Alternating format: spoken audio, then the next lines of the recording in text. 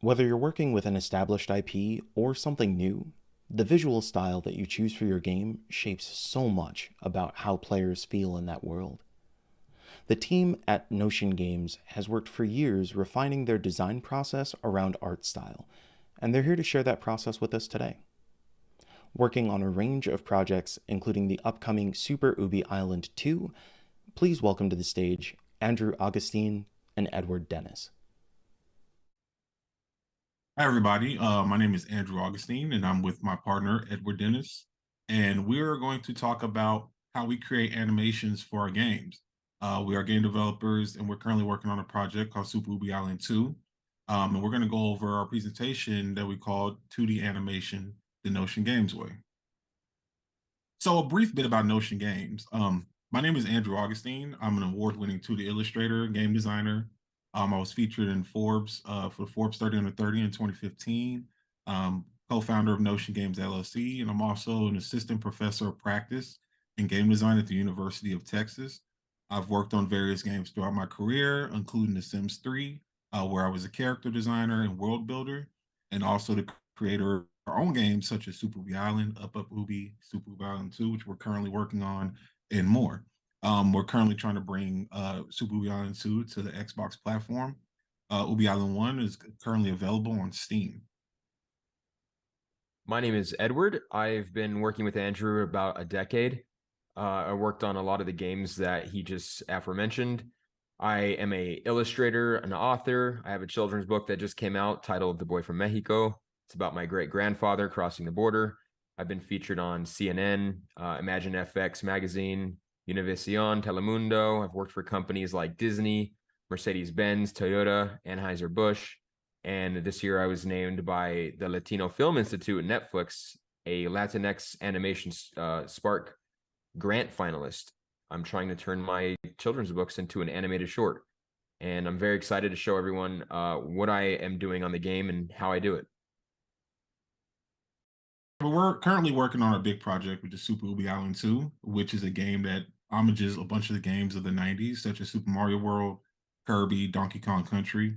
And we've also decided to go with an art style that pays homage to a bunch of the cartoons from the 90s era, such as like Powerpuff Girls, Dexter's Laboratory, or any kind of cartoon you might see on Nickelodeon during that time. So the style is basically a 2D animated hand-drawn aesthetic, and we also have some painter style art for the cutscenes, which we'll describe more in detail on what that is when we get to Edward's slides.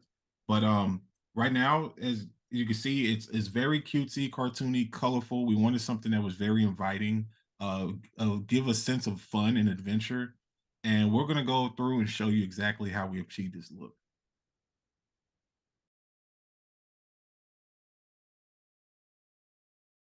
So whenever I'm starting any idea for any games, we always love to start by drawing on notebooks, jot down ideas, get some rough sketches in, kind of get a feel of the world, of the characters, of the aesthetics, the vibe, all of these different things. So we kind of take a while to brainstorm things before we really kind of go in production.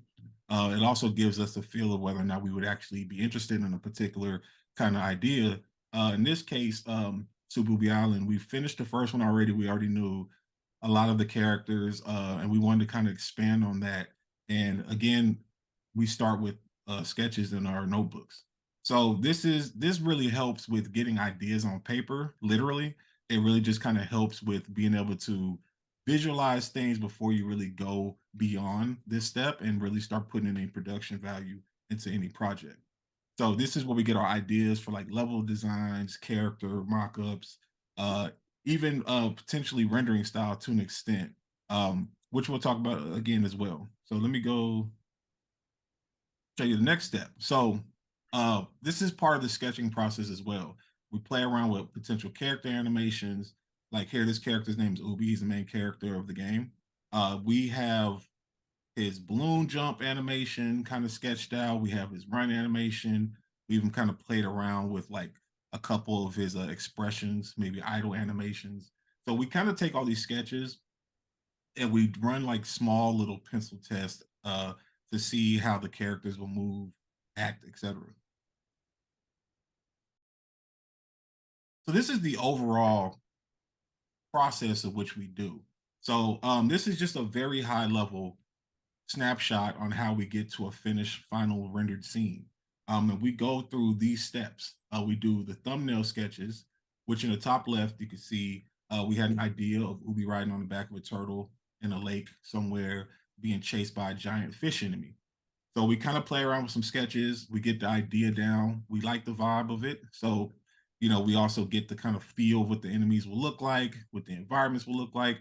And these are very small sketches that we use as a blueprint as we're further developing the art and the content. So the first, on the top left, we have the thumbnail sketch. The second step of the process is pencils. So below the thumbnail sketch, we rough out a full scene of what it would actually look like, one-to-one resolution.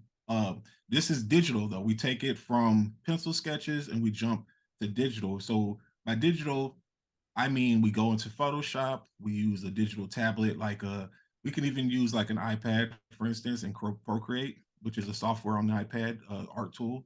But I do both, but I mostly like to draw on Wacom tablets using Adobe Photoshop, which is what I use to create the scene here. So we kind of get the pencils, we kind of add some values, we get some tones, we kind of get like a full picture of what an actual in-game screenshot could potentially look like. And then once we kind of assess this step, that's when we start going into what our rendering style would be. So on the top right, we have the rendering style process. So we take it from the sketch and then we do a process called inked. So inked is where you take basically this is digital inks, but it's pretty much the same process as if you were to do traditional inks like Sharpie pens or kind of micron pens, where you kind of trace over the pencil sketches and you create like your smooth final lines for that illustration. So here we kind of have, and this is where you get any cleanup from the pencil lines. In the first sketch, you can see that there's a lot of little jittery lines here and there, sketch lines and stuff. We remove all of that in the inking process. After that, we kind of figure out our lighting. So that's the shadow step where we figure out the shadows, the kind of where the light source is coming from. It gives the characters kind of a volume, like it gives it shape, depth, etc., like that. And after we do the shadows, we jump to the color flat. So color flats is kind of just choosing the colors of whatever it is we're going to color. In this instance, it's the fish. So we came across with kind of like a greenish teal kind of color for the fish. We chose all the reds and whatever the colors that we were going to use for any particular illustration, we choose it at this step. And then the final step is we combine the shadows and the color flats to kind of create a finished full volume image. Um, we repeat this process for every asset in the game. And an asset is basically a piece of art that is used to create a scene.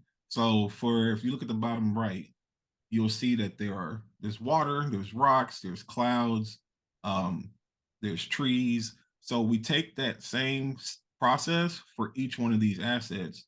So when we're creating a tree, we do the sketch lines, we do the ink lines, then we go all the way through the process till we're finished. And then when we're finished with that, we gather all the assets together and compose a scene, which is what we have here at the bottom right.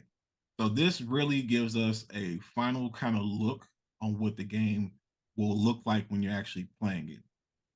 At this point, we kind of gauge if the amount of work, because it's only us two working on the projects. So we're doing a delicate dance between having very high quality visuals, but also something that Edward and I can finish on our own since we don't have a huge team working on these projects. So we want to make sure it's something that we can actually complete in a decent amount of time while also keeping a good amount of quality. So I'm going to show you this process and how we get from sketches to a final scene. So this scene right here is a boss battle where Ubi is fighting this bird fish. We haven't fully named it yet. We're still in development, but it's just bird fish kind of creature that he encounters in the sky. So if you see on the left side under the pencils area, we have a thumbnail, which we kind of do a quick draft of an idea of what we feel like this scene could be, what kind of gameplay could happen here, what kind of boss can be here. So we have the sketch of the bird boss, the bird fish boss in the sky, and we also have little doodles of Ubi in the sky, in the clouds high above. So we were kind of happy with this idea. So we decided to take it further and we started doing the pencil sketches of the actual boss itself. So we started fleshing out keyframes for the boss. So we have the idle pose, a pose when the boss is about to inhale some wind, a pose when it's blowing wind. And then once we finish all our key poses, our keyframes, and a keyframe is basically the frames that make up the animation. So if you have any kind of movement, it's the major frames that actually showcase the action. So it's not fully fleshed animation, but you can still see what it is that the actual character is trying to do. So if you look on the right under pencil test, you can see that the bird is inhaling and then exhaling. So we put that in our test to see how we feel. We like the way it feels. We think it's pretty cool. So from that point, we go to the next step.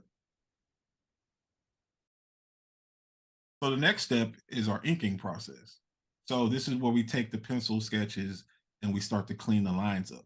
We start to give the bird its final really like quality, clean cartoon aesthetic here. So we do that for every frame and we get it to a point where we're ready for the rendering process. And remember, the rendering process is basically coloring process where we do the color flats, we add the shadows, and we combine it with the lines, and that's how you get the full final version of what the character is going to look like. And then we do a scene test where we kind of do another prop, like we take all the props, the assets, like the clouds, and we create a scene and we compose and bring it all together. And this is would look in the game. And this is before we really kind of add in any animations. We kind of get a still shot to see what it's going to look like. So once we're happy with that, which we were happy with this setup, then we add in all the animations. And once we do all the coding and everything for the gameplay, then we actually have the final render of the scene, which I will show right now.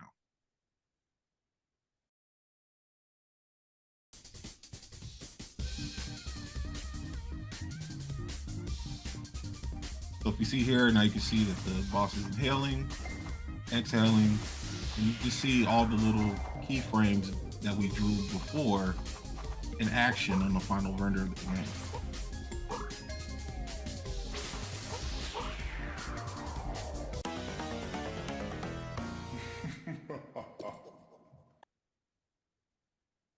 So I'll show you how we actually take this process and go about creating like the environment. So we showed you how we did with a character, right? Like the boss character.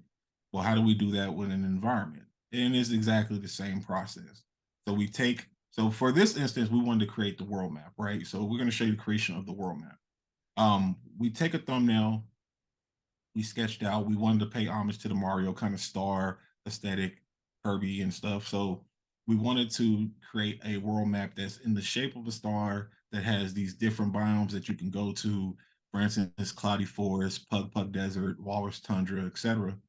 And we kind of sketched them out on the thumbnail to kind of see if this is what we would like to do. And once we came up with a final design, then we moved down to the pencils. So the pencils, we added more elements to the world map, like little fish characters that would be in the world map, rocks and more fleshed out, areas like little grass details, clouds, all that good stuff. And when we were happy with the sketch, that's when we took it and we started cleaning up during the ink process. So on the top right, you can see the ink process. It's literally everything that we've drawn in the thumbnail and the sketches, but just cleaned up. So you can see that it's a cleaner version of the sketches. And then we also kind of went through and added some shadow detail um, to make sure that we have the correct lighting that we want to showcase to get the world to feel more alive and have some depth and some shape to it, some form. At the bottom, we see the final color render again. So it's the same process through every step of the way. Um, and we just make sure that we go through and plan it out. That way, we're not creating a bunch of art that won't be used in the end, because sometimes it happens every now and then. Sometimes you will create some assets that don't make it to the cutting room floor, right?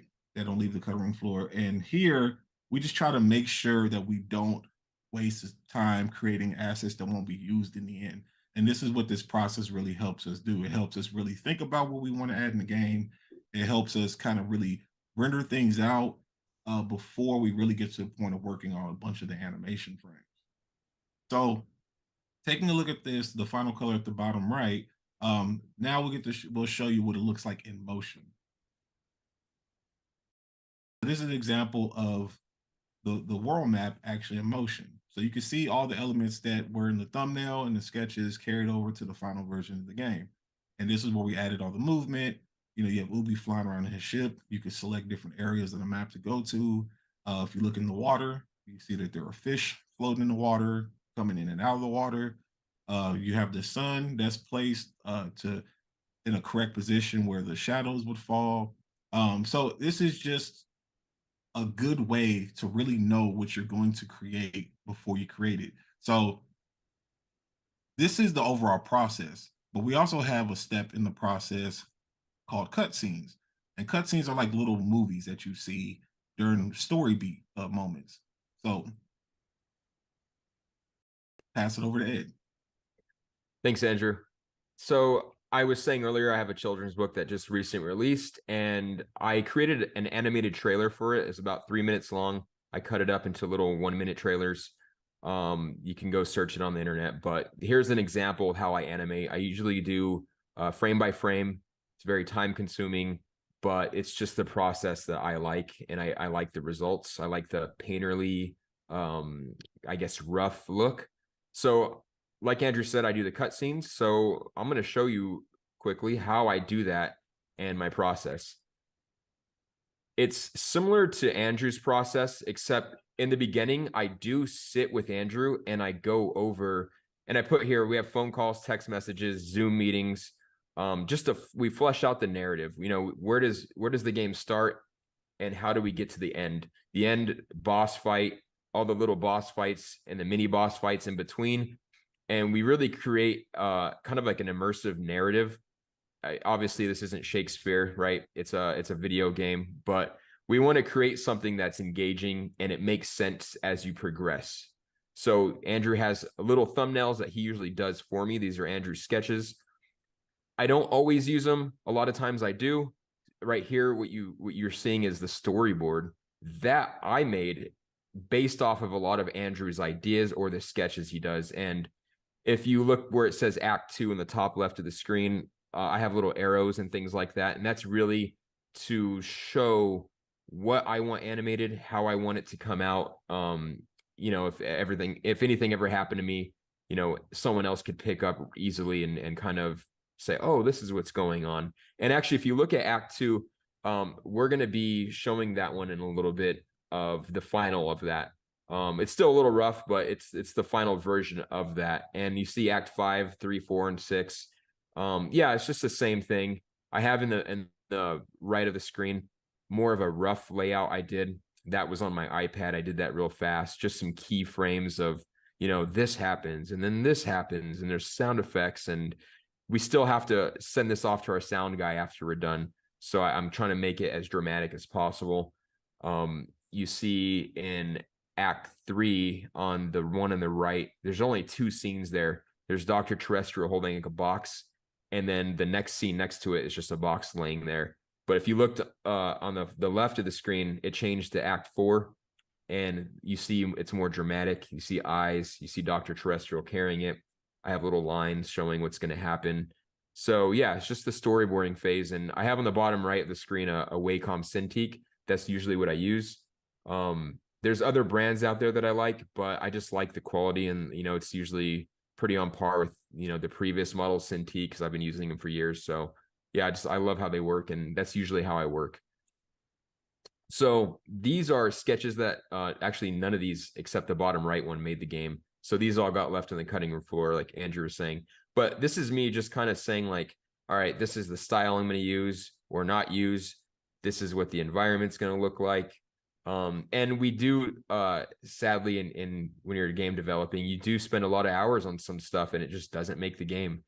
This scene actually here in the day and nighttime one, it's kind of the same thing. That did make the game. It just looks different, and you'll see that in a second.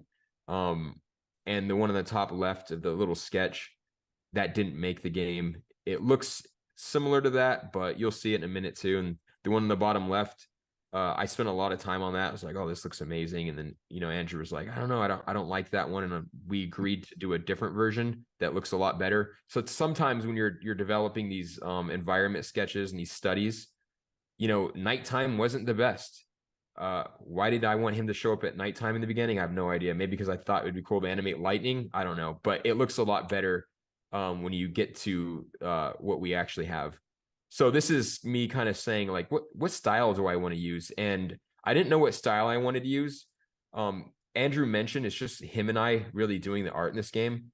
And I had the style on the right, the ones on the right, the images where there's like Nega Ubi, he's the purple one versus regular Ubi. And then the beach scene of some crabs shooting some lightning. I love that style, but honestly, if we were going to do a game like that, we'd need like 30 people. It's just, it would take a long time. So we kind of went with a style you see on the left, and that will be in the final render I show you in a second. That's the style we went with.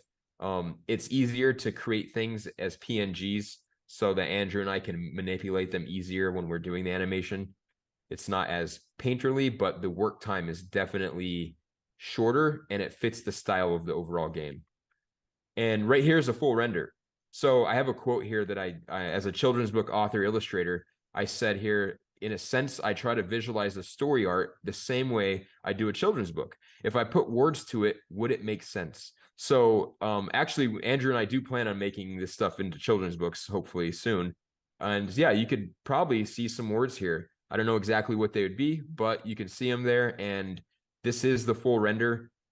Just imagine all this stuff moving, the asteroids moving, Ubi's ship moving. There's asteroids in focus. There's ones not in focus. And yeah, he gets an emergency signal. It goes beep, beep, shows a little arrow of where he needs to go onto Climate Island. And then it shows him with that cloud scene. And if you remember earlier, there's two cloud scenes. This is the style we went with that Andrew was like, hey, make these clouds look more reminiscent of the ones in the game. Totally agree. That's the way we went. And then I have here my version of Climate Island and Ubi's in his ship flying through the clouds into the island.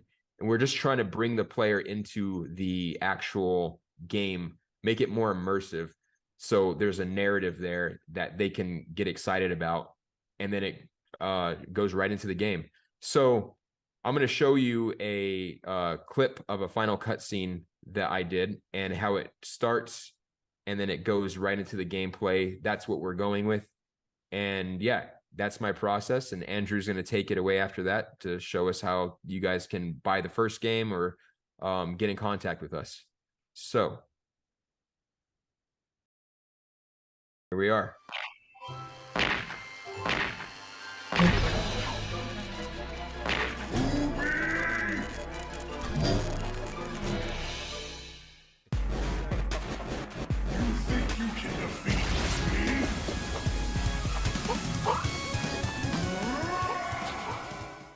So yeah, the idea is to seamlessly go from the cutscene so the player knows what's happening beforehand, and you fight a boss. Usually it's something important happening in the game, or it's a boss fight.